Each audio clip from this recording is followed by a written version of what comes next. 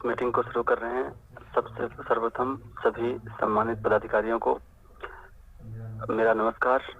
मेरा नाम है प्रभात मिश्र, आज की इस मीटिंग का होस्ट और राष्ट्रीय कोऑर्डिनेटर।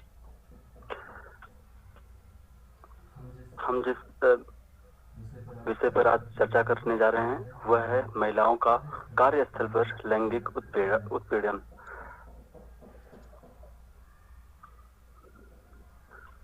सर्वप्रथम सभी अधिकारियों से मेरा निवेदन है कि कल जो मीटिंग हुई थी उसमें आप में से कई अधिकारियों को सर्टिफिकेट नहीं मिले थे, तो आज संडे है, आने वाले 2 से 3 दिन के अंदर आप सभी को सर्टिफिकेट मिल जाएंगे। आज की भी मीटिंग का आप सभी स्क्रीनशॉट लेकर राष्ट्रीय हेल्पलाइन नंबर पर उसे भेज देंगे जिससे आपको सर्टिफिकेट प्राप्त हो सके। आज की इस चर्चा में प्रारंभ में हमारे मुख्य अतिथि अपनी बातें रखेंगे, इसके बाद हमारे चीफ स्पीकर अपनी बातें रखेंगे, अंत में प्रश्नोत्तरी का सेशन होगा। प्रश्नोत्तरी में आप सार्थक प्रश्नों और प्रयास आपका रहेगा कि आप अगर मैसेज के फॉर्म में या मैसेज करने का भी ऑप्शन रहता है, टेक्स्ट मैसेज के फॉर्म में यदि आप अपनी बातें रख पाएंगे तो समय की बचत होगी। मीटिंग में समय का बाउंडेशन है, इसलिए 1 घंटे से के अंदर ही मीटिंग को खत्म करना रहेगा। तो आप सभी का ज्यादा समय ना लेते हुए मैं सर कल एक और क्वेश्चन मेरे से, ये कल का सर्टिफिकेट नहीं आया तो क्या करना? कृपया अपना माइक आप रखें। हम अंत में जब प्रश्नोत्तरी का सेशन होगा तो आप वहां पूछ लेंगे, और आप में से किसी पदाधिकारी को अपना स्क्रीन शेयर नहीं करना है, केवल चीफ गेस्ट और मुख्य स्पीकर चाहें तो कर सकते हैं। ठीक है, मैं आप सभी का ज्यादा समय न लेते हुए सर्वप्रथम परिचय कराता हूं अपने चीफ गेस्ट सीमा राय कुर्मी जी का। आप वर्तमान में मार्गरेटा कॉलेज में एचओडी हैं, हेड ऑफ डिपार्टमेंट हैं। आप एसोसिएट प्रोफेसर का 28 साल का आपके पास अनुभव है। आप विभिन्न देशों, United State of America, Philippines, Greece आदि देशों के साथ आप विभिन्न वेबिनार में भाग ले चुकी हैं। आपके कार्य के लिए आपको global literature society Santiago California से फेलोशिप अवार्ड 2020 प्राप्त हो चुका है। साथ ही यूएसए की एक स्टेट यूनिवर्सिटी से आपको लीडरशिप अवार्ड भी मिल चुका है। वर्तमान में आप ब्यूरो में जिला अध्यक्ष के पद पर कार्यरत हैं। मैं आपको आमंत्रित करता हूँ, कृपया अपना माइक ऑन करें और आज की इस विषय महिलाओं का कार्यस्थल पर लैंगिक उत्पीड़न इस विषय पर प्रकाश डालें। माननीय सीमा राय कुर्मी जी, कृपया अपना माइक ऑन कर सकते हैं। धन्यवाद सर, मुझे सुन रहे हैं आप लोग? Yes ma'am. जी मैम, क्लियर आवाज आ रही है।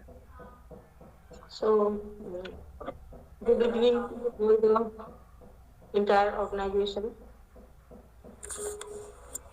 मुख्य रूप से मैं प्रभात मिश्रा सबको धन्यवाद देती हूँ कि उन्होंने इस प्रोग्राम के लिए मुझे चुना, और आप लोगों का अनुष्ठान बहुत ही बृहद अनुष्ठान है। National human rights and crime and control bureau, और मुझे गर्व महसूस हो रहा है कि मैंने स्वयं को इस अनुष्ठान के साथ जोड़ा और आप लोगों ने भी मुझे अत्यंत आदर और सत्कार दिया। आज का प्रमुख विषय है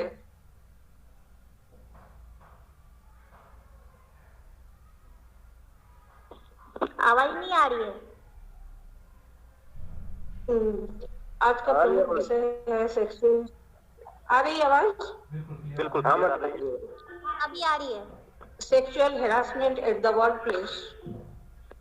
और वर्क प्लेस ये जो कंसेप्ट है, ये जो हमारे भारत के संदर्भ में यदि मैं सोचती हूँ तो ये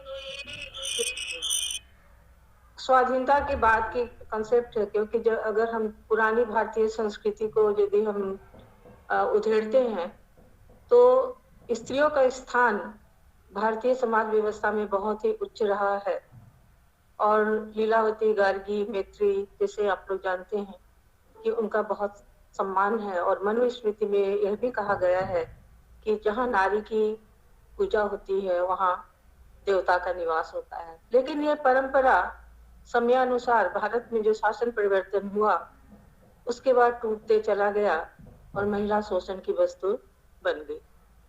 और 5000 वर्षों की हमारी जो संस्कृति है, उस संस्कृति में सदैव महिला को गुरुत्वपूर्ण स्थान दिया गया, या सीता हो या पार्वती हो, लेकिन उसी में हम देखते हैं कि कहीं पर द्रौपदी है तो कहीं पर अहिल्या है, जो कि इसका शिकार बन रही है। लेकिन आधुनिक संदर्भ में जो sexual harassment at the work place है, इसे हम कह सकते हैं एम्प्लॉयमेंट हैरासमेंट, जहां पर औरतें काम करने जाती हैं और उन्हें विभिन्न तरह की प्रताड़ना, विभिन्न तरह के अपमानों का क्या करना पड़ता है, सामना करना पड़ता है। और यह जो परंपरा, औरतें जो समाज में काम करने के लिए आगे बढ़ के आई, वर्क फोर्स के रूप में आगे बढ़ के आई, तो इसका श्रेय जाता है पूंजीवादी शासन व्यवस्था को, जो कि पूरे विश्व को घेरे हुए है। और उसमें एक अस्तित्व की लड़ाई है, और उस अस्तित्व की लड़ाई में स्त्री और पुरुष समान रूप से अवसर लेने के लिए आगे बढ़ रहे हैं। जैसे कि वेस्टर्न थिंकर बर्लिन ने कहा कि अपॉर्चुनिटी क्या होना चाहिए, इक्वल होना चाहिए। उसके बाद जो आगे जाए वो आगे रहना स्वीकार करे, और जो पीछे है वो पीछे रहे। कंपटीशन की क्या आ गई है, संस्कृति आ गई है। और इस कंपटीशन की संस्कृति में यदि हम पश्चिम की विचारधारा को देखें तो हम पाते हैं कि जॉन लॉक से लेके और नोजिक तक यह परिभाषा चलती आ रही है कि स्त्री और पुरुष क्या है, समान है और उनको समान अधिकार दिया जाना चाहिए। भारतीय संस्कृति में अगर हम पीछे की तरफ जाए तो हम अगर मनु और शतरूपा की जर्नी अगर हम याद करें, जो कि मार्कंडेय पुराण में है, मनु और शतरूपा स्त्री और पुरुष एक ही साथ जीवन यात्रा शुरू करते हैं, लेकिन मनु बहुत आगे, मनु माने पुरुष बहुत आगे चले जाते हैं, किंतु शतरूपा बहुत पीछे रह जाती है और आज तक शतरूपा पिछड़ी हुई है। और इस पूंजीवादी शासन व्यवस्था, पूंजीवादी तंत्र के बीच जब शतरूपा रूपी नारी जब आगे बढ़ती है तो उसे तरह तरह की प्रताड़नाओं का क्या करना पड़ता है, सामना करना पड़ता है। घर से निकलना ही मुश्किल है। पहली बात तो ये है कि स्त्री को इतना दबा के रखा गया कालक्रम में, अलग अलग शासन व्यवस्थाएं आई, मुगल आए, ब्रिटिश आए, पुर्तगीज आए, और औरतों को देहरी के अंदर बांध दिया गया। लेकिन फिर भी जब विशेषकर भारत की महिलाएं जब इसमें आगे बढ़ने के लिए आगे आई तो उन्हें विभिन्न तरह की समस्याओं का सामना करना पड़ा। यौन उत्पीड़न हम कह सकते हैं, लैंगिक उत्पीड़न हम कह सकते हैं, या एम्प्लॉयमेंट हैरासमेंट, वर्क प्लेस पर जहां हम काम करने जाते हैं वहां पर उनको हैरासमेंट दिया जाता है। अमेरिका में इसकी क्रांति 1970 के तहत शुरू होती है। MIT यूनिवर्सिटी और कोरोनेल यूनिवर्सिटी इससे जुड़ा हुआ है, और बहुत से व्यक्ति, बहुत सी महिलाएं इसके साथ जुड़ी हुई है। लिन फैडले, FARLEY, लिन फैडले, जिन्होंने सेक्सुअल हैरासमेंट जो ये शब्द है इसके ऊपर उन्होंने ज्यादा जोर दिया, और इस शब्द की उत्पत्ति का श्रेय उन्हीं को जाता है। और इसके बाद बहुत सारी किताब लिखी गई। सेक्सुअल हैरासमेंट को कहा गया कि the rings of Saturn, Shani के जो थल्ले होते हैं उससे तुलना किया गया सेक्सुअल हैरासमेंट को। और जब हम भारत की तरफ बढ़ते हैं तो 1950 में के बाद भारतीय संविधान का जब निर्माण होता है, उसके बाद विशेष तौर से आर्टिकल 14, 15 और 19 में विशेष रूप से इस पर ध्यान दिया जाता है कि औरत और पुरुष, महिला और पुरुष दोनों क्या है, बराबर हैं, और स्त्री और पुरुष को क्या करना चाहिए, मिल के काम करना चाहिए, उनके अंदर किसी तरह की डिस्क्रिमिनेशन नहीं किया जाना चाहिए। और विशेष रूप से जैसे पुरुष भी एक जीवन है, पुरुष को जीवन का अधिकार है, और उसी तरह क्या है, महिला को भी क्या है, जीवन का अधिकार है। लेकिन कहीं कहीं ये जीवन का अधिकार भंग होता दिखता है। और 1988 में रूपल देवल बजाज वर्सेस KPS गिल का केस आया, जिसमें सेक्सुअल डिस्क्रिमिनेशन की बात कही गई।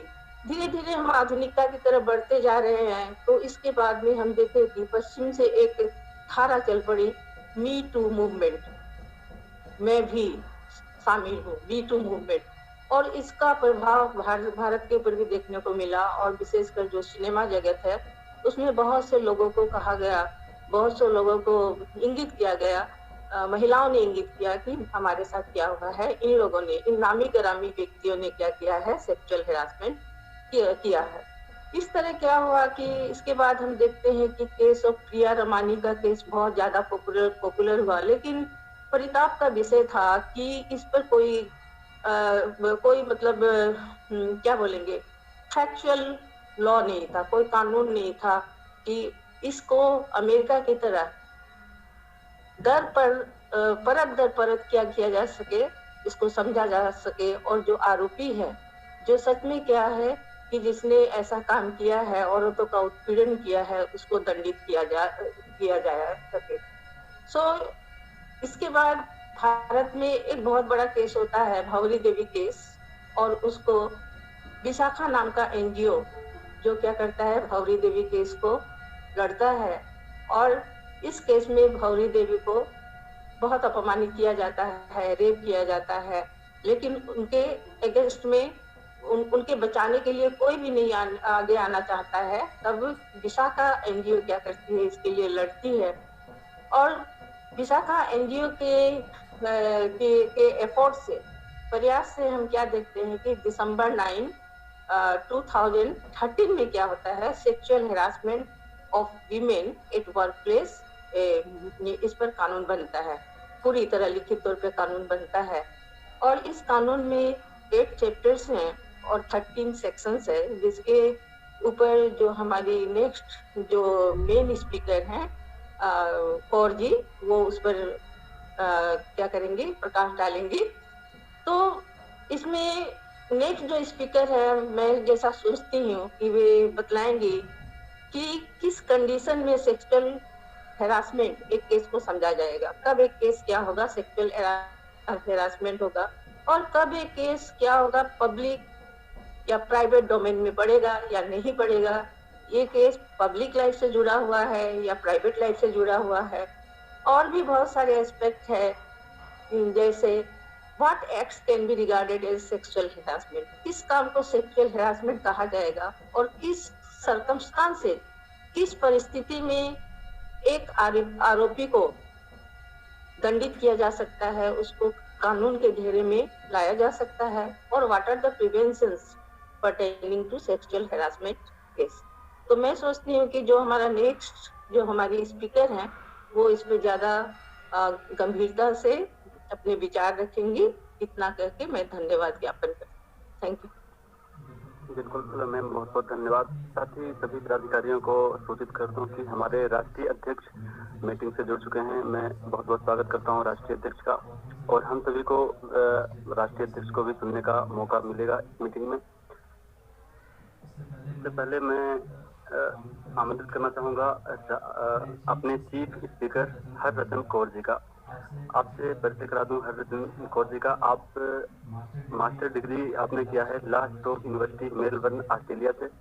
आप तेलंगाना हाई कोर्ट में आपके कार्य का अनुभव 15 वर्षों से ज्यादा का रहा है। आप महिला सशक्तिकरण के लिए कार्य कर रही हैं और समर्पित हैं। वर्तमान में आप ब्यूरो में स्टेट लीगल एडवाइजर के पद पर कार्यरत हैं। मैं आपको आमंत्रित करता हूं, कृपया आप इस मुद्दे पर प्रकाश डालें। माननीय हररत्न कौर मैम, कृपया आप अपना माइक ओपन करें और इस मुद्दे पर प्रकाश डालें। और साथ ही मेरा रिक्वेस्ट रहेगा कि हम कार्यवाही कैसे कर सकते हैं अगर किसी महिला कहीं किसी महिला का उत्पीड़न होता है किसी ऐसी जगहों पर, तो हम कार्यवाही क्या करें, इस पर भी आप जोर देंगी। माननीय हररत्न कौर मैम, कृपया आपका माइक ऑन करें। शुक्रिया सर। Good evening everybody. आज का जो सेशन है वो दोनों इंग्लिश और हिंदी दोनों में होगा, बिकॉज एंड अगर आपको कोई भी क्वेश्चन है प्लीज चैट बॉक्स में लिखिए ताकि मैं पढ़ के आपको उसका उत्तर दे सकूं। मैं भी अपना स्क्रीन प्रेजेंट कर रही हूँ सो दैट ये पीपीटी देख इट इज इजियर आपको समझने के लिए कि what is prevention of sexual harassment at work place.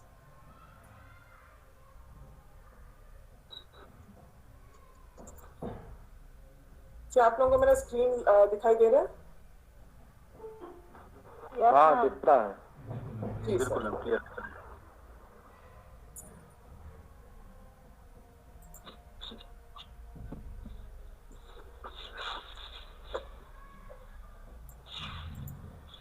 Ji sir. आज हम बात करने वाले हैं sexual harassment of women at work place, how to prevent it, what is prohibited and how do we get our redressal, जैसे हमें कैसे इसमें रिलीफ मिल सकता है ये वाले एक्ट के अंदर।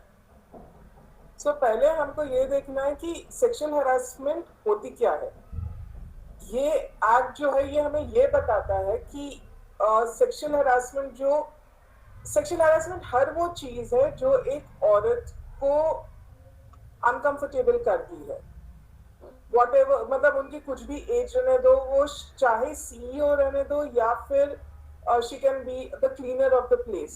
Anybody who faces any form of harassment which the woman feels that is sexual in nature, that is called sexual harassment at workplace. Now workplace यही नहीं है जहाँ पे वो काम करते हैं, workplace वो भी है जहाँ पे वो, अगर आप कहीं विजिट करने जा रहे हो और वहाँ पे you face any action, even that comes under sexual harassment. अभी अगर हम देखें what constitutes sexual harassment, sexual harassment के नीचे क्या क्या आते हैं, ये जो आपके स्क्रीन पर दिखाई दे रहा है, दैट इज फिजिकल कांटेक्ट या एडवांसेस, जैसे गलती से हाथ छूना किसी का या किसी के कंधे पे हाथ रखना उनके ओके कहने के बिना, that is not acceptable. Second, demanding sexual favors for promotions. Next, ये बोलना कि आपकी ड्रेस आपको बहुत अच्छा दिखा रही है, आपकी फीचर्स एनहांस कर रही है, वो भी गलत है। थोड़ी जगहों पे ये भी हो चुका है कि दे show forcibly pornography, that constitute sexual harassment without a question, and anything else which makes a woman uncomfortable. अगर आप ये जाके आपकी वुमेन कलीग को बोलें कि आपका फेसबुक पे आपकी पिक्चर बहुत अच्छी लग रही है, that is also sexual harassment. And even if you से आओ देखो मेरे साथ, मैं जो देख रहा हूँ और आप जो देख रहे हैं, that is making her uncomfortable, even that is this. Next, ये नहीं हम कह सकते कि आप जो है हमको मिलने आए हो तो आपके ऊपर आप जो है ये सेक्सुअल हरासमेंट नहीं कर सकते। अगर मैं कोई बैंक में जाती हूँ और वहां मेरे साथ कोई छेड़खानी करता है और मैं बैंक के ओनर को बोलती हूँ कि भाई ये ऐसा है, वो भी सेक्सुअल हरासमेंट आएगा। इट डज नॉट मैटर कि मैं वहां काम करती हूँ या मैं कुछ काम पे गई हूँ वहां पर।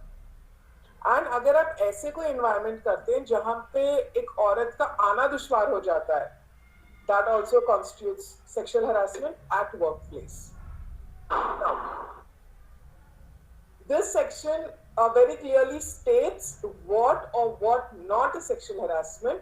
You cannot give preferential treatment to somebody, like giving somebody promotions over it because you like it, or not giving somebody promotions because she is not hearing to what you're trying to tell, or you are stopping her from getting another job. कोई call करता है reference check के लिए, आप बोलते हो कि नहीं ये बिल्कुल ये औरत बिल्कुल ठीक से काम नहीं करती, but the fact remains कि she is a very good worker, even that is the same thing. And hello जी मैम, क्लियर आवाज आ रही है, कंटिन्यू करिए।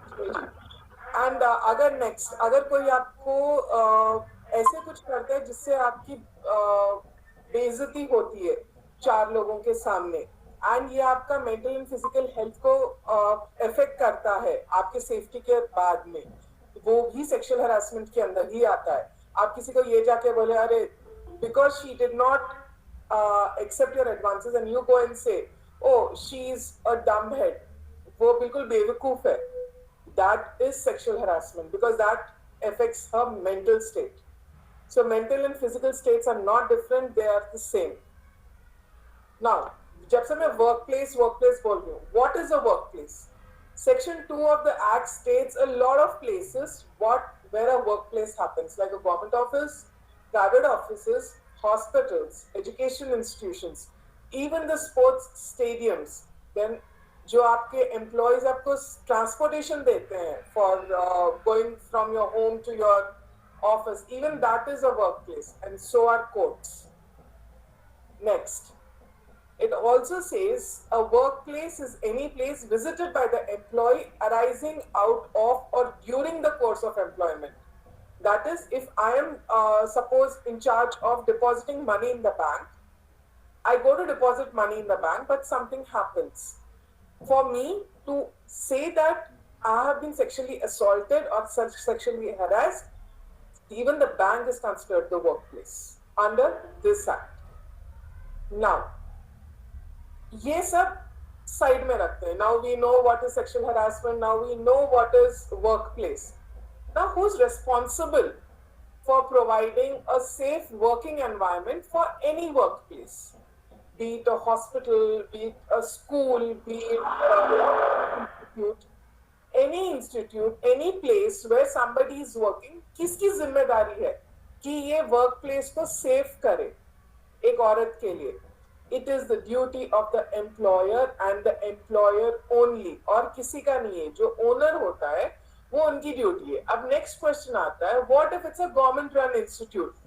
Even in a government run institute there are some people who are responsible for the supervision and management of the workplace on a daily basis.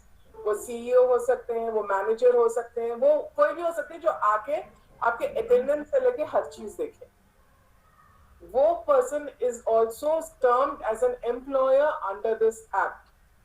And उनके सबसे पहला duty, सबसे मेन ड्यूटी है कि जो औरतें वहां काम कर रही है, including contract workers or workers who have been temporarily transferred to some other working place, that is women on secondment, that is what they are called, interns, your cleaning people, anybody, any woman who is on the premises of your organization has to feel safe and be safe.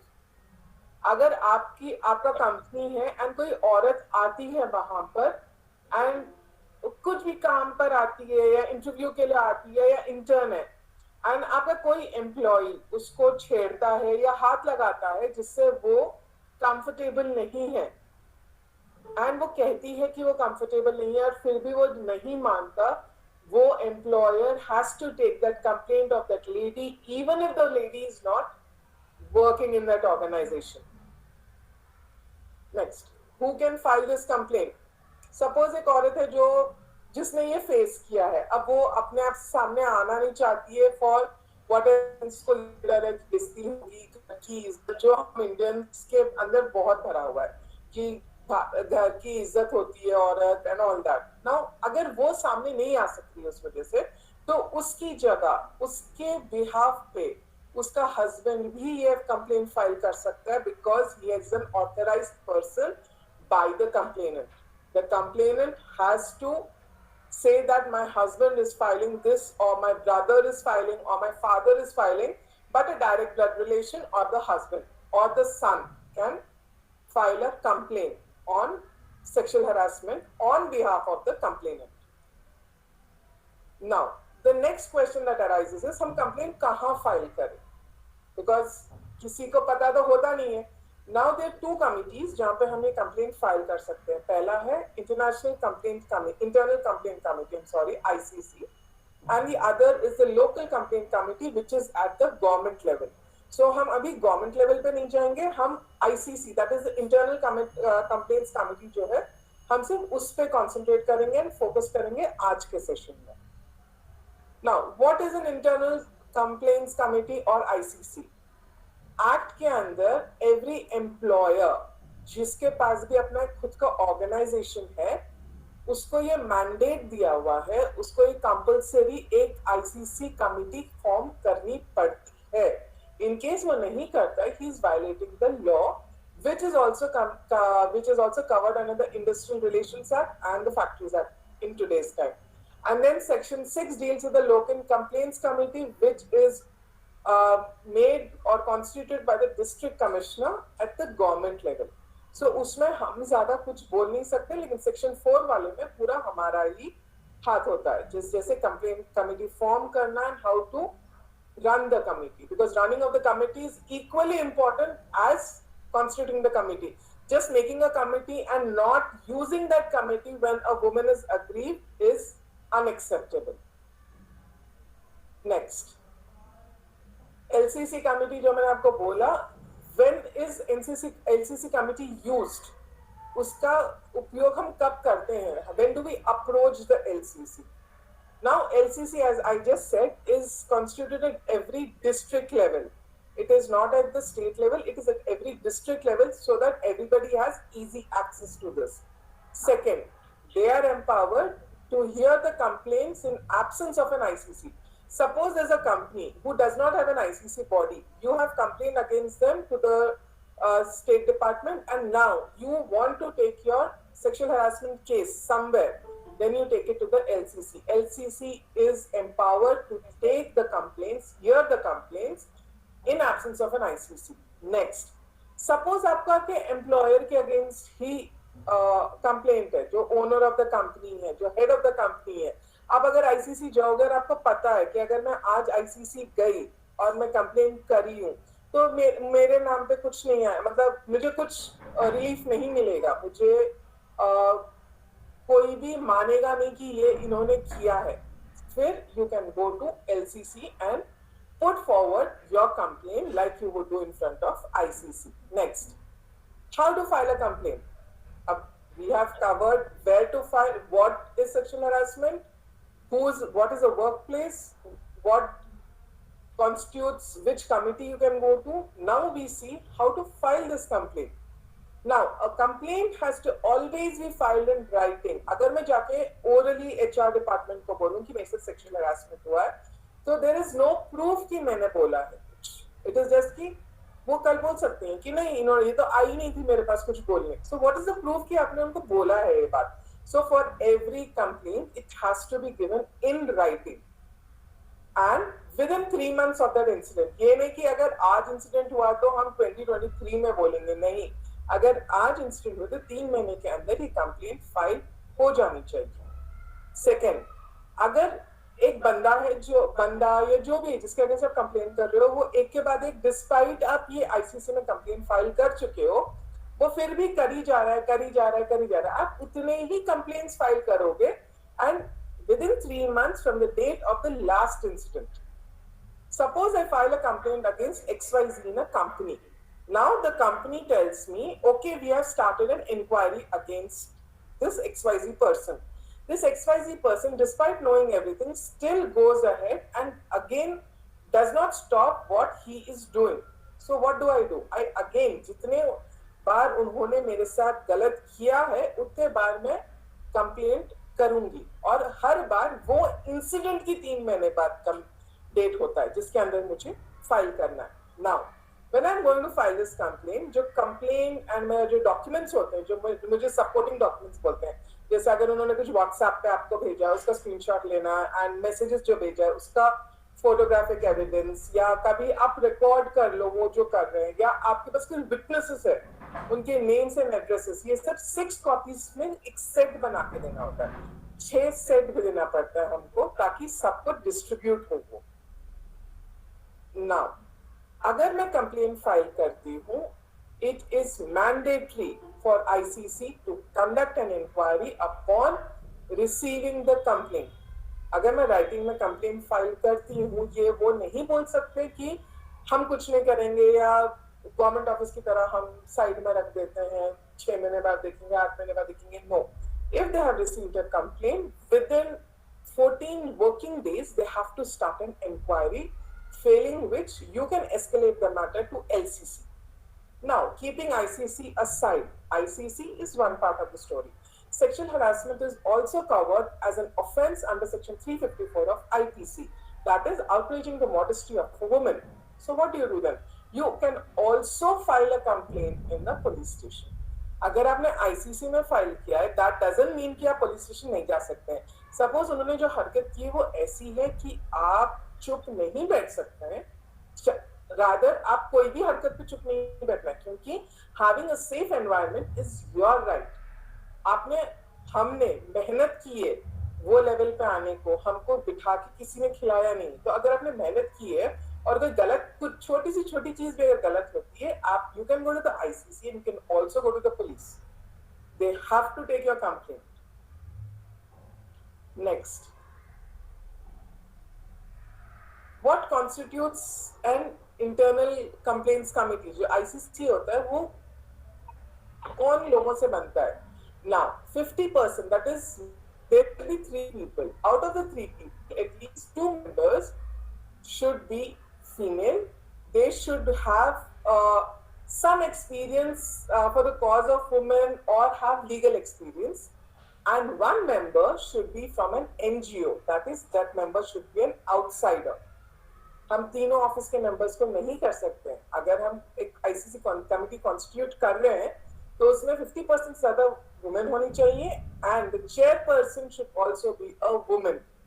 A man cannot be a chairperson of an ICC, and 1 member should be an outside member. All the companies who constitute an ICC should display that ICC has been constituted in this company under the management of so and so person. It should be displayed on their reception. कि अगर किसी को कोई ICC के regarding या sexual harassment के regarding किसी को किसी से बात करना है, ये कमिटी पीपल है, आप इनका फोन नंबर ये है और आप बात कर सकते हो. नाउ जो आईसीसी कमिटी होता है that should be free of all bias. ये नहीं बोल सकते हो मेरे को ये बंदी पसंद नहीं तो मैं इसके अगेंस्ट करूंगी. अगर आप आईसीसी कमिटी में हो, आपको बंदी पसंद हो ना हो, आपको ये काम करना पड़ता है. And you have to follow the rules of natural justice. आप ये नहीं बोल सकते हो कि मैं सिर्फ कंप्लेनेंट को सुनूंगी, मैं रेस्पोंडेंट को नहीं सुनूंगी, मैं सिर्फ एक साइड सुन के ऑर्डर दूंगी और वो ऑर्डर हमेशा कंप्लेनेंट के फेवर में होगा. नहीं, बिकॉज ये वाले लॉ को बहुत लोग मिसयूज करते हैं. एंड जो पनिशमेंट गिल्टी फाइंड होने के उस पे होता है, same punishment is applicable if the ICC finds out that the complaint is false or biased or with mala-fide intention. That is, गलत intention से किसी ने ये complaint file किया हो तो भी ये सेम पनिशमेंट मिलता है जो पनिशमेंट वो लोग को गिल्टी फाइंड होने के उस पे मिलेगा. Now, the ICC committee is not for ever. ICC committee is constituted for a period of 3 years, after which a new committee has to be constituted. One cannot be a ICC member forever.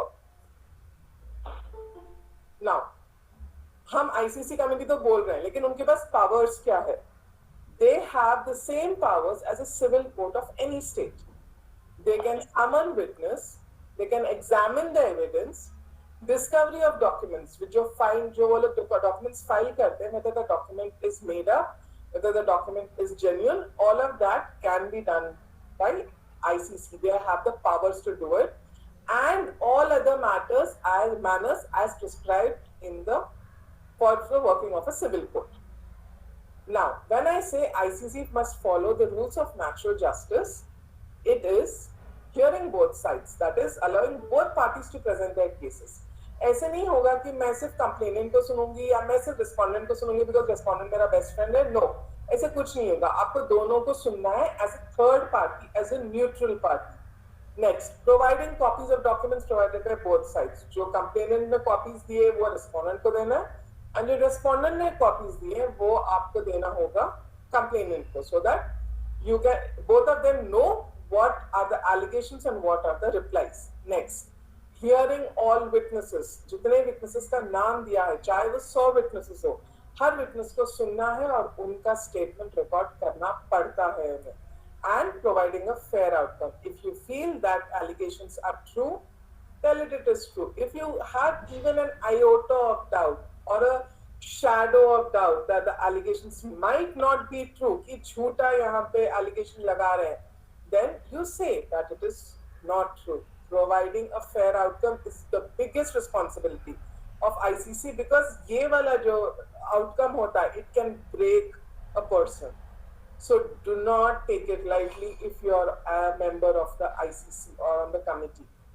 आप किसी की जिंदगी के साथ नहीं खेल सकते. आपको वो इंसान पसंद हो ना हो, वो सब आप वो दरवाजे के बाहर रखोगे. और जब आप आईसीसी के कमिटी चेयरमैन या आप मेंबर हो, आप जाके वहां बैठते हो, so you are a third person who do not know सामने आपको पसंद वाला बंदा है, आपका बेस्ट फ्रेंड है, या वो बंदा है वो जो आपको पसंद नहीं है. It should never matter to you. It should always be fair. Next, before I continue, I would like to add here that when you are representing before the ICC, you cannot have a legal counsel present. It is, you have to present yourself. No lawyer is allowed there. Next, the question comes, what is the confidentiality? अगर मैं जाके बोलती हूँ और ये office में बाहर निकल जाती है कि हरचंद ने जाके कुछ बोला, तो सीनियर्स तो वैसे ही मेरी बदनामी करेंगे या ये समझेंगे कि भाई ये तो टाइम पास कर दिए, सिंपल एज दैट. सो जो आईसीसी कमेटी जिसको आप ये कंप्लेन देते हो, उनका फर्ज है, it is their duty to keep it confidential, that is the identity of the complainant and the respondent and the details of the complaint. मतलब हम चाय पीते टाइम या पानी पीते टाइम ऑफिस में हम बोल नहीं सकते अरे तुझे पता है आईसीसी में मैं हूँ और इसने इसके अगेंस्ट ये केस किया है. नहीं, you are under an oath never to disclose the identity of the complainant or the respondent or the details of the complaint. That is an offense and it is punishable. So remember, if you ever go on to the ICC committee, never to divulge information.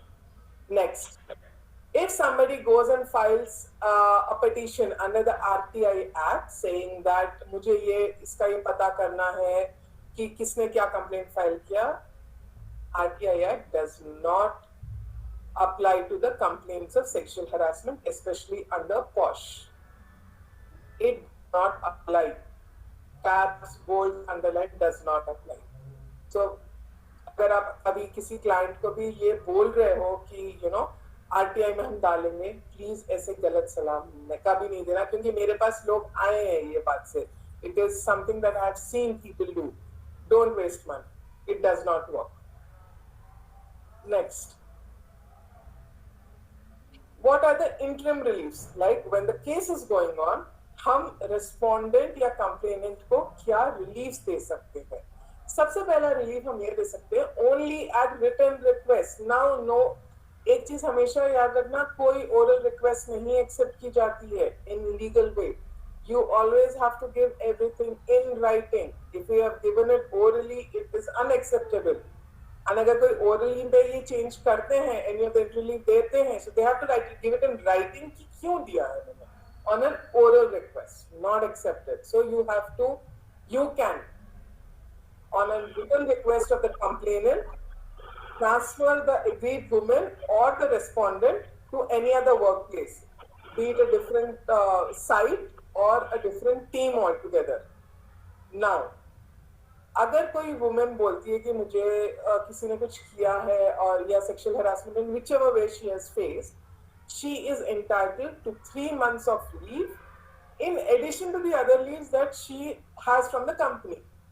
अगर उसके पास 3 महीने की leave बाकी है company में, she can take those 3 months plus an additional 3 months, and you cannot terminate that woman on basing that कि उसने इतने लीव्स लिए हैं.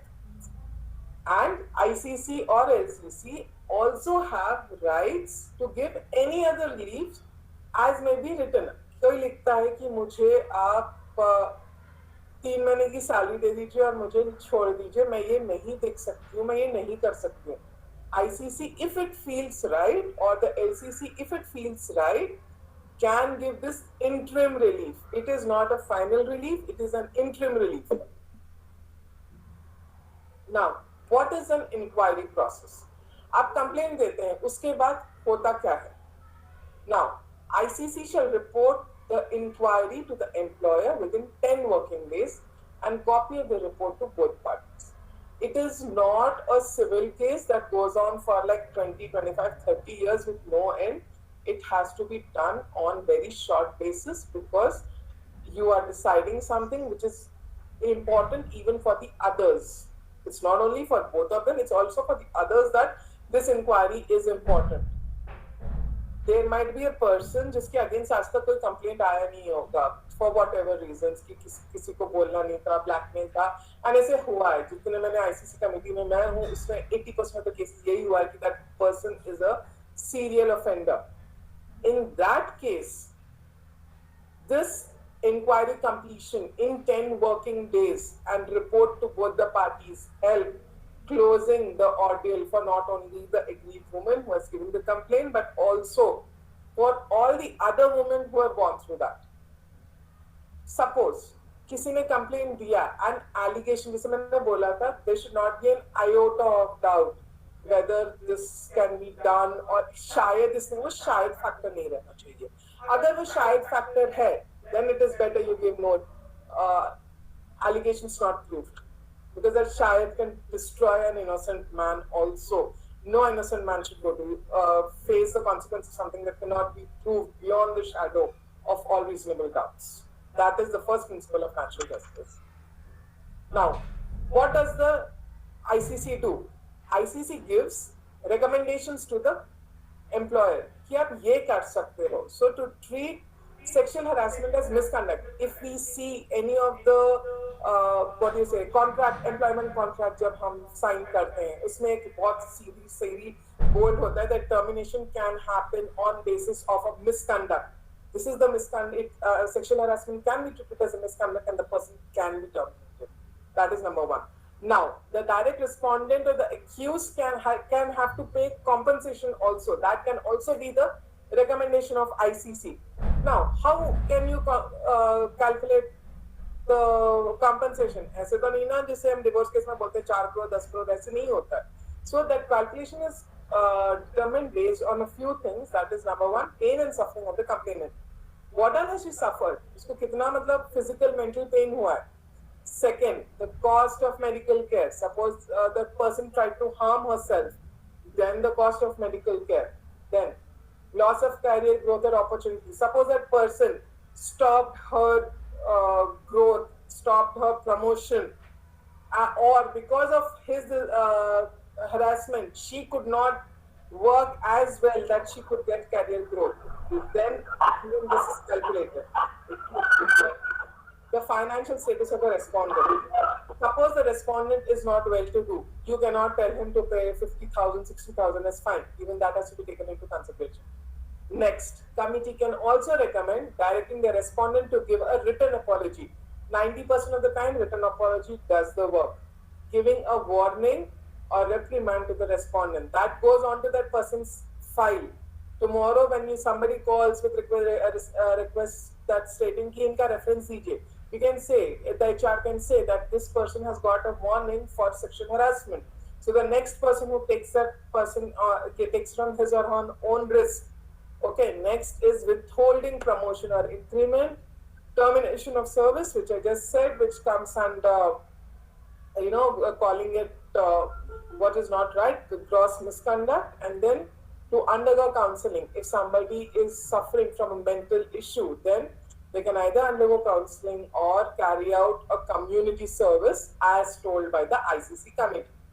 Now, what are the benefits of ICC? हम ICC कहते हैं, but क्यों हमें ये ICC चाहिए? Number one, it ensures where a woman can seek redressal. That is where a woman can go to find justice. Second, it sends a very strong and clear message that such complaints will be inquired into and will not be taken lightly, and such behavior is not tolerated. Like Amitabh Bachchan said in Pink, no means no, and it is applicable everywhere. Now, it prevents a lot of litigation. This committee, if it is formed, the load on the courts goes down drastically. So, now let us go in short. What is it that you have to do that you do not come under the purview of sexual harassment? Number one, or on side of caution. That is, अगर आपको लगता है कि अगर आपको थोड़ा भी doubt है कि आपके ये कहने से किसी पे कुछ शायद वो उल्टा सोचे किसी चीज का, तो मत कहिए. It is better you don't tell. Think before you speak or act. किसी के कंधे पे या बाह पकड़ने से पहले सोचो. Is that person comfortable? Is she so close to you that you can physically touch that person? Next, keep your working environment as one you would want for your mother, sister, wife or daughter. आप क्या चाहेंगे? आपकी जब mom काम पे जाती है, आपकी बहन काम पे जाती है, आपकी वाइफ काम पे जाती है, आपकी डॉटर काम पे जाती है, आप उनके लिए जैसे एनवायरनमेंट चाहते हैं वैसी आप अपना वर्क एनवायरनमेंट रखो, क्योंकि जिसके साथ कोई कुछ कर रहा है वो भी किसी की यही रिश्ते में लगती है. So that person has to keep their environment as they would want for their family. and do not do or tell anything which you would not want them to or listen to or answer. This means ऐसे कुछ बोलो मत, ऐसे कुछ करिए मत जिससे जो आपके रिश्तेदारों को, मतलब जो बंदा, आप इज नॉट आप, इट इज जो बंदे हैं वो अपने माँ, बहन, बीवी या बेटी को ना सुनना चाहते हैं, ना वो आंसर देना चाहते हैं. So make it as if you are making it for your own family, and this you is not we here but the people who do this wrong thing. And final note, this is what I can say.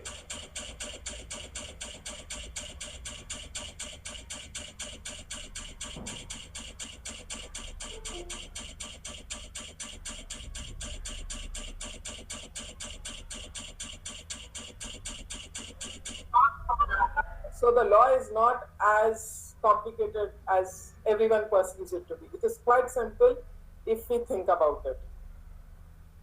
Now, any questions that anybody has that I can answer? Hello madam, मैं इस्माइल खान बैंगलोर से बात कर रहा हूँ.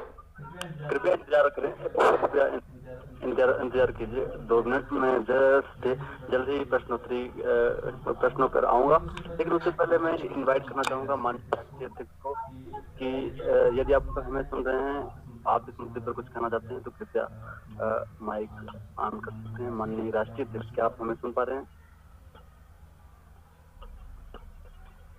ठीक है, मुझे लगता है कि हमारी आवाज नहीं जा रही है. ठीक है, मैं कई सवालों पर आऊंगा. उससे पहले मैं आपके माध्यम से, आप प्लीज रिपीट कर सकते हैं क्योंकि मुझे थोड़ा डिस्टर्बेंस आ रहा था. Can you please repeat? ठीक है मैम. निशांत हर जी का सवाल है कि जैसा आपने बताया कि एक एनजीओ होगा जो आईसीसी कमेटी होगी, उसमें एक एनजीओ होगा, तो ये किस प्रकार का एनजीओ हो सकता है? मान लीजिए कि एक कंपनी है या एक गांव है, वहां पर किसी महिला के साथ उत्पीड़न होता है, तो सबसे पहले वो कहाँ जाएगी? वो आईसीसी कमेटी में कौन से लोग हो सकते हैं, कहाँ कैसे उसका बिल्डअप होता है? या हमारा जैसे एनजीओ तो हमारा भी ब्यूरो है, तो क्या हमारे ब्यूरो के पदाधिकारी उसका मेंबर बन सकते हैं? इस पर थोड़ा सा प्रकाश डालिए. यही सवाल मुझे लगता है निशांत रेड्डी ने भी किया था. नाउ जब मैं आईसीसी बोलती हूँ, ये जो कॉन्स्टिट्यूट होता है, ये कंपनी को कॉन्स्टिट्यूट करना पड़ता है आईसीसी. ठीक है, जो उसमें एनजीओ के मेंबर्स है, हमारे ऑर्गेनाइजेशन के मेंबर्स भी उसके पार्ट बन सकते हैं because we are a registered NGO. So a registered NGO member can be a part of the ICC committee. Now अगर जैसे आप बोल रहे हो कि कोई गांव में कोई महिला है जहां पे वो काम करती है, उसके ऑफिस में एक आईसीसी कमेटी रहनी चाहिए. एंड सपोज वहां पे वो आईसीसी कमेटी नहीं है और व्हाटएवर रीजन कि छोटा गांव है, उनको इतना पता नहीं है आईसीसी कमेटी के बारे में, तो वो टाइम पे वो एलसीसी के पास जा सकती है. That is local, which is at the district level. तो हर गांव, शहर, हर डिस्ट्रिक्ट में एक एलसीसी होता ही होता है.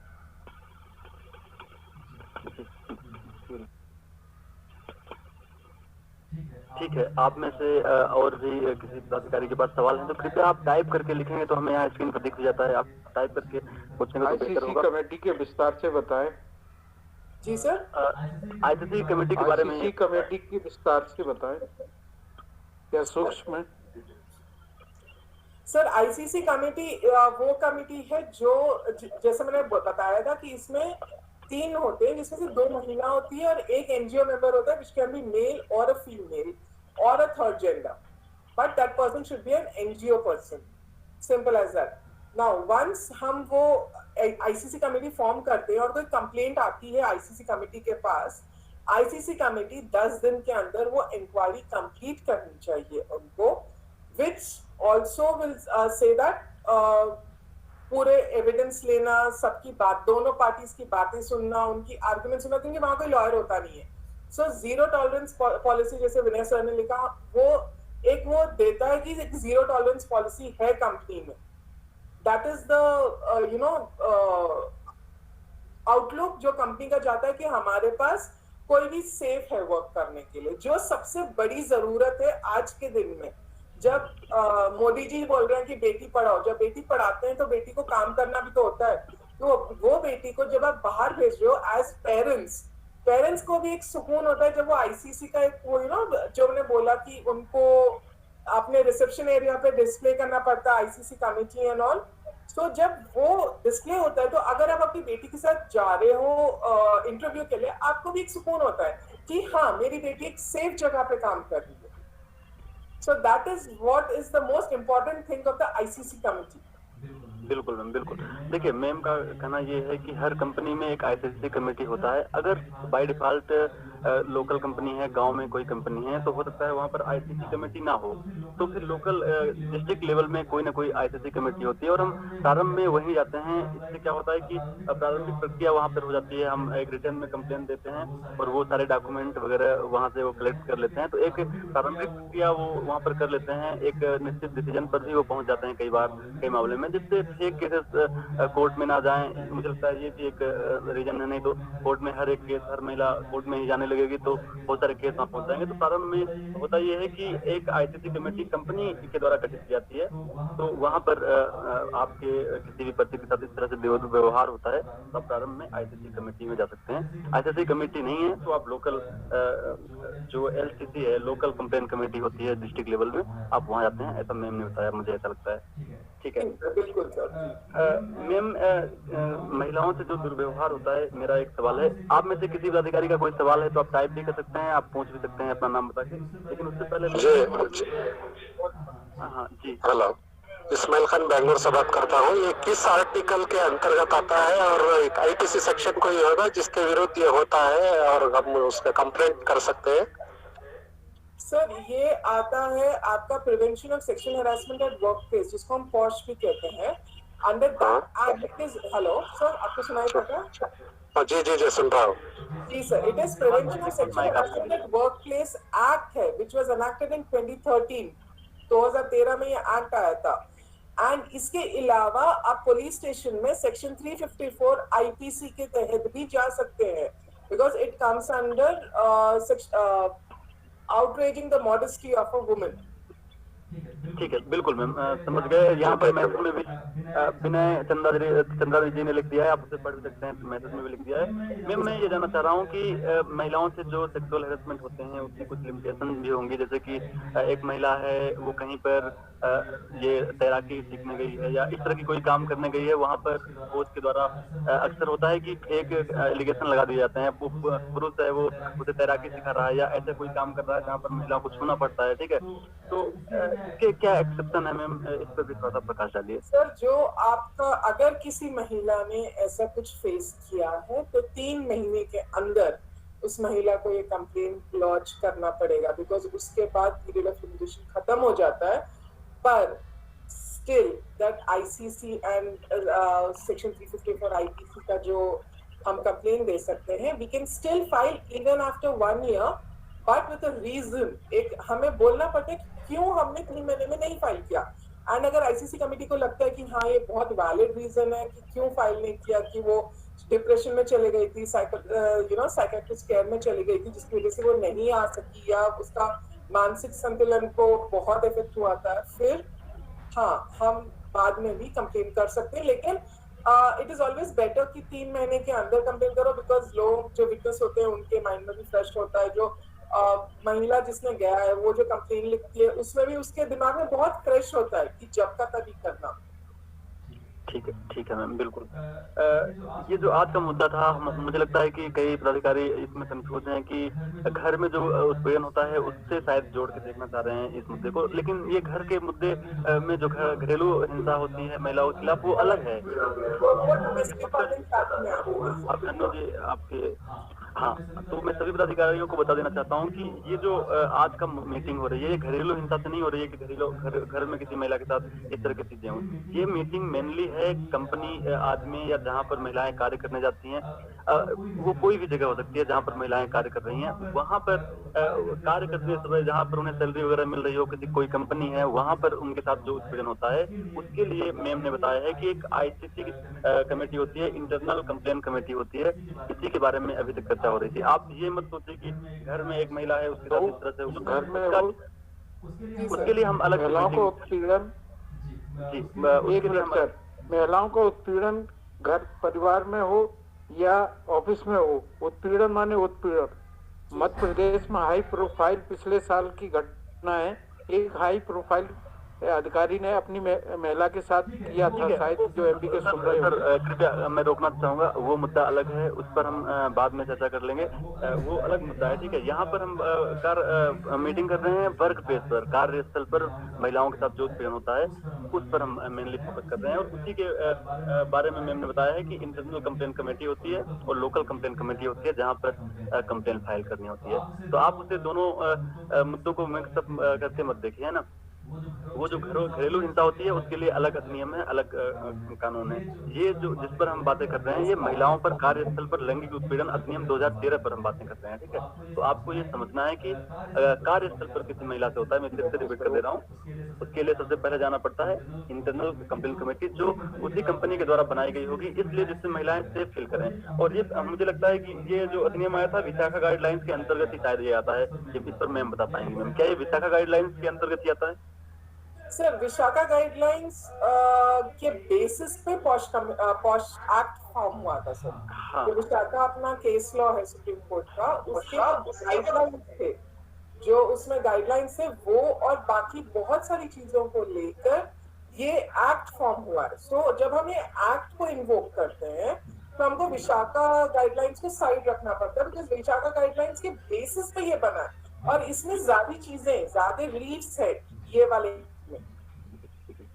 ठीक है, बिल्कुल। विशाखा गाइडलाइन के बाद इस तरह के फैसले दिए गए थे कि हर कंपनी को अपना एक आईसीसी बनाना पड़ेगा, ठीक है। और इसकी कुछ लिमिटेशन है। मुझे लगता है मैंने सुना था कि कंपनी के अंदर अगर 15 महिलाएं हैं या 10 महिलाएं, कोई लिमिटेशन ही होती है क्या मैम कि इतने अगर एम्प्लॉय होंगे तो बनाना पड़ेगा, नहीं तो आप नहीं भी बना सकते, ऐसा? सर अगर आपकी कंपनी में एक भी महिला काम करती है तो आपको एक आईसीसी कंस्टिट्यूट करना पड़ेगा।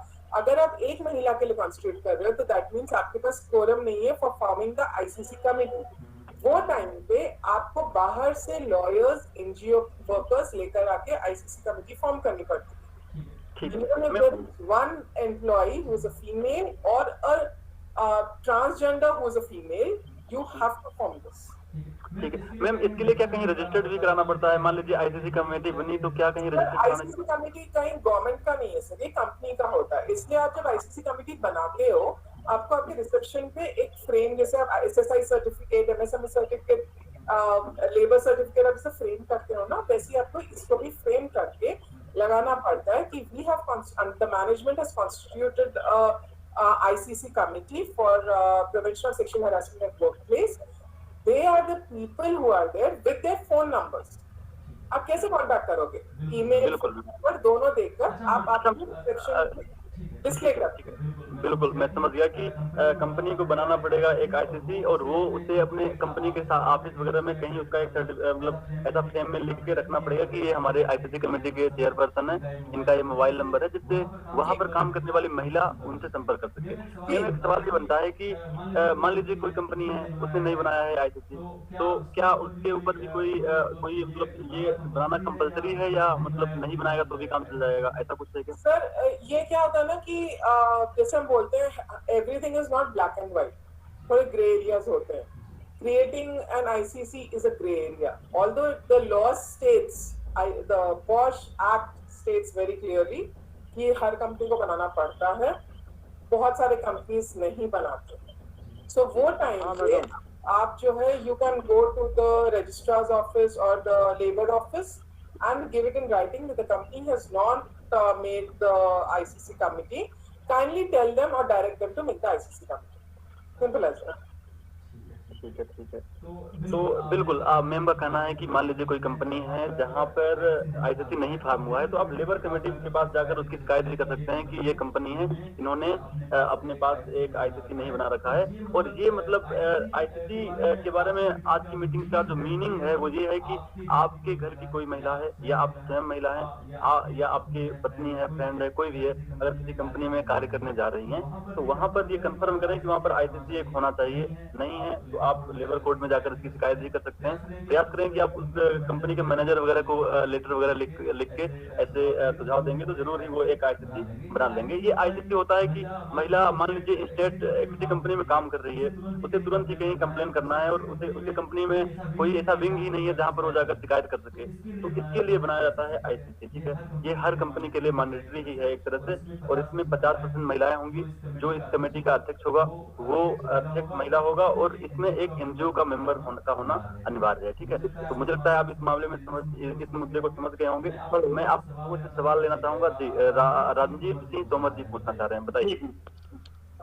मैम नमस्कार, मैं रंजीत सिंह तोमर नरसिंहपुर जिले से बोल रहा हूँ, एमपी से। मैम ये जानना चाहता हूँ कि सिर्फ प्राइवेट कंपनियों में आईसीसी की कमेटी बनेगी या सरकारी गवर्नमेंट ऑफिसों में भी बनेगी? सर अगर ग्राम में, सॉरी सर बोलिए सर। छोटे ग्राम में हम नगर परिषद में देखते हैं आजकल महिलाएं, छोटी बच्चियां भी कंप्यूटर ऑपरेटिंग पे काम कर रही हैं, तो ऐसे सरकारी ऑफिसों में आईसीसी जैसे कोई विभाग होते नहीं हैं? सर बनाना पड़ता है। जब ये एक्ट जो है government office, private office, schools, education के पूरे इंस्टीट्यूशंस, आपका जो स्टेडियम होता है वहां पर, कोर्ट्स वहां पे भी होता है। मोर ओवर जो बस प्रोवाइड करते हैं तो वो मतलब महिला को घर से ऑफिस जाने के लिए वो बस अगर वो प्रोवाइड कर रहे तो वो भी वर्कप्लेस में आता है, उसके लिए भी आईसीसी कमेटी होती है अगर उसका कुछ होता है। मैम अगर नहीं होते हैं तो इसके लिए क्या किया जाए?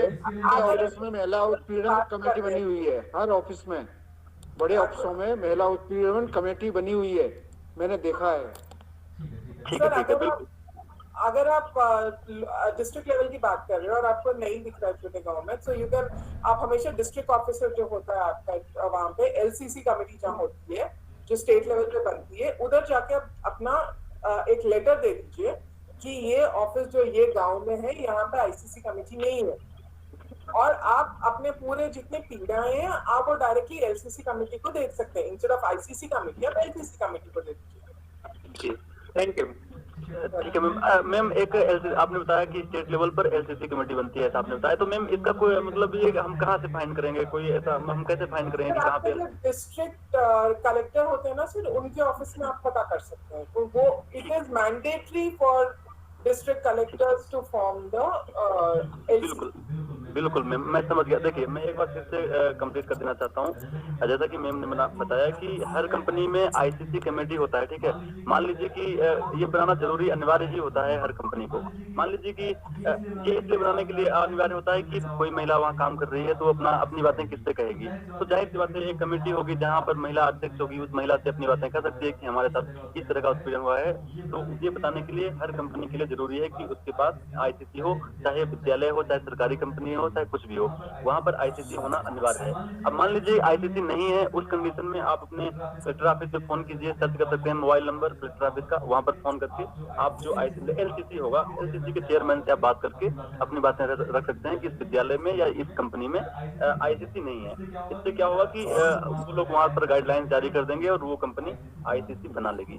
तो ये था इस आज के इस महिलाओं का कार्यस्थल पर लैंगिक उत्पीड़न अधिनियम 2013 का एक महत्वपूर्ण पॉइंट था, जिसके माध्यम से कोई भी व्यक्ति अपनी कंप्लेन दर्ज करा सकता है। निशांत सर जी ने 2-3 मैसेज किए हैं, आप मुझे कृपया आप अगर सवाल पूछना चाह रहे हैं तो पूछ सकते हैं, और हमारे पास समय की बात है तो हम जल्दी मीटिंग को एंड भी करेंगे। Good evening ma'am. Good evening sir, आपकी आवाज समझ नहीं आ रही, बहुत निशांत जी आपकी आवाज ठीक नहीं आ रही है, कृपया आप सर आवाज नहीं आ रही है, कृपया आप जैसे आपने कहा एनजीसी का मेंबर बन सकते हैं, तो इसमें क्या आईसीसी कमेटी क्या कुछ रेम्यूनरेशन देते हैं मेंबर को, एनजीओ को? That depends. एनजीओ मेंबर्स को, NGO that the name itself stands for non-governmental organization, which we, at least I as an NGO member, if I'm on an ICC committee, I do not take anything. I do not take anything because this is your way of giving back to the society, for helping the society, for the growth of the society. lot of NGO people who are on ICC who are ICC members do not take fees. But that also depends on you and the company you're working. Madam, whether the school can form ICC committee? School has to form an ICC committee. School has to form an ICC committee because a lot of students who face a lot of harassment of sexual nature. So yes, they have to form a ICC committee. जहाँ भी महिलाएं हैं, जहाँ भी महिलाएं कार्य करती हैं या स्टडी कर रही हैं, उन हर जगह आईसीसी कमेटी का फॉर्म करना आवश्यक होता है। अगर फॉर्म नहीं हुआ है तो आप भी खुद एक पदाधिकारी के तौर पर भी आप वहाँ पर एक पत्र लिखकर उनको सुझाव दे सकते हैं कि आपके यहाँ नहीं है आईसीसी कमेटी, तो कृपया आपसे बिल्ड कीजिए। और उनका जो आईसीसी कमेटी के मेंबर होंगे उसको एक बोर्ड पर डिस्प्ले भी करना होगा कि उनका नाम क्या है, चेयरपर्सन कौन है, ये चीजें डिस्प्ले करना होगा। ये है कार्यस्थल पर हम बातें कर रहे हैं महिलाओं का। देखिए आज का विषय यही था कि कार्यस्थल पर महिलाओं के साथ लैंगिक उत्पीड़न होता है। उसके लिए पहला स्टेप यही होगा कि वो महिला कहाँ जाएगी, वो जाएगी आईसीसी के पास, जो कि कंपनी या विद्यालय के अंदर ही फार्म होता है। ठीक है, उसमें एक एनजीओ के मेंबर का होना आवश्यक होता है और एक 50% से ज्यादा मेंबर होंगे उसमें वुमेन, और अध्यक्ष भी वुमेन होगा। ठीक है मैम, मान लीजिए कि कोई महिला के साथ इस तरह से उत्पीड़न होता है और वो मतलब ऐसा उत्पीड़न हुआ है कि ये तो आईसीसी के पास जाना हो गया। आईसीसी के बाद की प्रक्रिया क्या होती है मैम कि चलिए हमने कंप्लेन कर दिया आईसीसी के पास, अब हम क्या होगा, इसमें कानूनी कार्रवाई कैसे होगी मैम? सर एक बार जब आप आईसीसी के पास जाते हो, जैसे मैंने बोला था, आपके पास पुलिस स्टेशन जाने का ऑप्शन है। अगर वो ऑप्शन यूज करते हो तो तब आपका चलता है कार्यवाही लीगली यू गो, अदरवाइज आप लीगली नहीं जाएंगे, आप आईसीसी के तहत ही रहेंगे। आईसीसी अपने रिकमेंडेशन देगा, जो मैंने आपको बताया था कि रिकमेंडेशन किया, सैलरी कट कर दो, उसके सैलरी में से कंपनसेशन दे दो, रिटर्न अपॉलजी ले लीजिए, उनका टर्मिनेशन कर दीजिए फ्रॉम द ऑफिस, और उनका जो भी है उनका प्रमोशन, सैलरी हाइक पूरा बंद कर दीजिए। ये आईसीसी का recommendations होते हैं। ये recommendations have to be enforced by the employer within 60 days of receiving it. In case the employer does not apply, अगर employer नहीं सुनता है ICC recommendation, the aggrieved party with the copy of the letter of recommendation can go to the industrial tribunal and file it and legally then they will be enforced to remove that person or whatever recommendation is there. लेकिन अगर आपको legally जाना है तो I would suggest go via the police and the criminal complaint, सिर्फ वैसे ही आपको legal मिलेगा। बिल्कुल ठीक है। जैसा कि मैम का कहना है कि 2 ऑप्शन रहते हैं, ये आपके पास एक ऑप्शन दिया गया है कि आप लीगल एक्शन नहीं लेना चाहते हैं तो आप आईसीसी के थ्रू आंतरिक मतलब कंपनी के अंदर ही मुद्दे को सुलझा सकते हैं, ये एक ऑप्शन होता है। लेकिन लीगल ऑप्शन भी लेने के लिए आपके पास ऑप्शन रहते हैं। आप अगर आपको लगता है कि नहीं हमें थाने पे जाना चाहिए तो आप स्वतंत्र हैं, जा सकते हैं। इस तरह से ये जो अधिनियम है वो चीजों को करता है। ठीक है, आप में से किसी अन्य पदाधिकारी के पास कोई सवाल है तो अगले 5 मिनट के अंदर अपने सवाल कर सकते हैं। अधिकतर कलेक्टर आवाज नहीं आ रही है। हाँ हेलो जी बताइए। हेलो जी सर, आवाज आ रही है। लेवल के जितने बड़े ऑफिस हैं उनमें महिला उत्पीड़न कमेटी बनती है। हर ऑफिस में बड़े ऑफिस डायरेक्टरेट लेवल के में, मगर पब्लिक प्लेस पे इसका कोई समाधान नहीं है। सर पब्लिक प्लेस पे आपके पास पुलिस है, पब्लिक प्लेसेस के लिए पुलिस है आपके पास। ICC is not for public places, ICC is only for work place, जहाँ पे आप काम करते हैं सिर्फ उसके लिए आईसीसी होता है। पब्लिक प्लेस के लिए पुलिस होती है। बिल्कुल मैम, बिल्कुल ठीक है। हमारे लिए जागरूकता का सर आपकी आवाज हाँ मैंने माइक बंद कर दिया। ठीक है, तो इसके लिए हम सभी जागरूक भी हों। यही आज के संजू चौधरी जी आपकी रही है। समझ नहीं आ रहा है सर। हाँ ठीक है, तो ये जो अधिनियम था, आज की ये मीटिंग थी, उसमें हमने हम अवेयरनेस के लिए हमने ये मीटिंग ली थी कि हम सभी जान सकें। नमस्ते जी मैं पूछना चाह रहा था, एलसीसी कमेटी में भी एनजीओ का मेंबर रहना अनिवार्य है क्या? Sir LCC committee is constituted district level, उस पे वो कलेक्टर जो डिसाइड करते हैं सिर्फ वही होते हैं, उस पे किसी का कुछ जोर नहीं होता। आईसीसी कमेटी पे होता है, एलसीसी कमेटी पे उनकी मर्जी। Thank you. अब अगला सवाल किसी के पास है तो 1 से 2 मिनट के अंदर आप पूछ लीजिए, इसके बाद हम मीटिंग का एंड भी करेंगे। जी जय हिंद सर। जी बताइए। मुसाहिब अहमद बेतिया बिहार से डिस्ट्रिक्ट लेवल ऑफिसर बोल रहे हैं। जी सर। सर ये चीज पूछना चाह रहे हैं, जो कार्ड रिन्यूअल हुआ है वो कार्ड बाय पोस्ट नहीं मिलेगा क्या? सर इसके लिए आप हमें मैसेज कीजिएगा, हम इसके लिए आप हमें मैसेज भी कर सकते हैं। आप इस मुद्दे से जुड़ा कोई सवाल है तो आप पूछ सकते हैं ना। ठीक है, तो मुझे लगता है कि आज की मीटिंग में हमने काफी कुछ जाना कि सतीश यादव जी कुछ पूछना चाह रहे हैं क्या? हाँ सर, थोड़ा सा पूछना था। जी बताइए। सर ये कि जो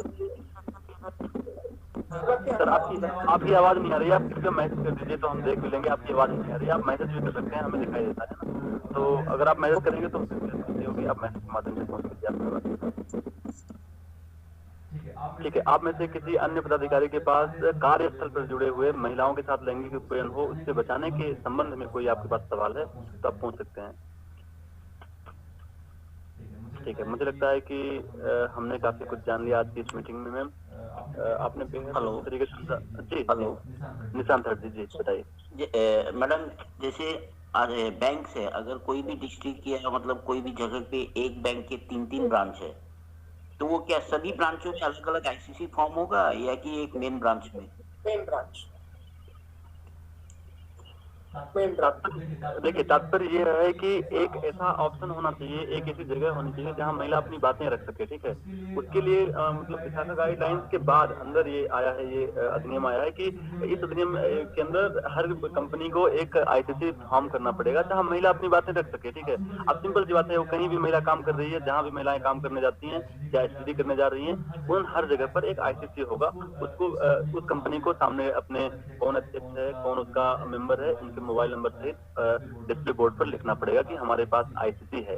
और अगर वो नहीं है उनके पास है तो आप सिंपली एक लेबर कोर्ट या तो जा सकते हैं या तो आप अपने क्या कहते हैं डीएम ऑफिस में उस संबंध में एक पत्र लिख सकते हैं कि ये कंपनी है, यहाँ पर 10 महिलाएं काम करती हैं, लेकिन उन महिलाओं की बातें सुनने के लिए कोई आईसीसी नहीं फॉर्म हुआ है। तो मेनली यही मुद्दा था आज की इस मीटिंग का कि कंपनी में अगर महिलाएं काम करने जा रही हैं तो वो बातें कहाँ कहेंगी, कैसे कहेंगी। बाकी लीगल एक्शन लेने के लिए तो हर महिला के पास ऑप्शन रहता ही है। ठीक है, तो कार्यस्थल पर महिलाएं कहाँ जाएंगी, कैसे अपनी बातें रखेंगी, इस संबंध में ये मीटिंग थी। ठीक है, तो आप मुझे लगता है आप में से किसी के पास अब कोई सवाल नहीं है तो हम इस मीटिंग को अब विराम देने की और आगे बढ़ना चाहेंगे। मैम आखिरी में आप एक मिनट सर, और सभी ब्यूरो के सदस्यों से मेरा निवेदन है, अपने अपने एरिया में जितने भी इंडस्ट्रीज हैं उनमें जाके ये देखें वहाँ पे महिला उत्पीड़न कमेटी बनाई गई कि नहीं बनाई गई। बिल्कुल सर, बिल्कुल सही कहा आपने। हम इसके संबंध में एक गाइडलाइंस भी जारी कर देंगे ब्यूरो के ग्रुप में। तो इसके पहले मैं अब मीटिंग एंड करें उससे पहले हम सीमा राय कुर्मी जी अगर आप जुड़ी हैं, कुछ इस मुद्दे में कहना चाहती हैं तो कृपया आपका माइक ऑन करें। माननीय सीमा राय कुर्मी जी, क्या आप हमें सुन पा रही हैं? हाँ, मैं सुन पा रही हूँ। जी मैडम ने बहुत अच्छी तरह से हर पहलू को कहा है और मुझे बहुत अच्छा लगा है और मुझे भी बहुत सारी नई जानकारी मिली है कौर मैडम जी के थ्रू, और मैंने उसे लिखा भी है, अपने पॉइंट वाइज लिखा है। तो सब लोगों ने खूब अच्छी तरह पार्टिसिपेशन किया और सब लोगों ने प्रश्न पूछा और मुझे भी ज्ञान प्राप्ति हुई और इसी के लिए मैं सबको धन्यवाद देना चाहती हूँ। धन्यवाद। बिल्कुल मैम। साथ ही आज की इस मीटिंग को एंड करने से पहले मैं धन्यवाद देता हूँ आपका। मैम आपने इतना समय हमारे लिए दिया, हम सभी को मार्गदर्शित किया। जय हिंद, वंदे मातरम। सर जी बहुत अच्छा समझाया आपने, धन्यवाद। ठीक है, तो ठीक है थैंक यू मैम। मैं सीमा राय कुर्मी जी आपका बहुत बहुत धन्यवाद देता हूँ, आपने एक महत्वपूर्ण समय दिया हमारे इस ब्यूरो के लिए। माननीय हर रतन कौर जी का बहुत बहुत धन्यवाद देता हूँ, आपने हम सभी को बेहतरीन तरीके से मामले के बारे में बताया। मुझे भी व्यक्तिगत रूप से इन सारे मामले की कोई जानकारी नहीं थी कि इस तरह की कोई चीजें होती हैं।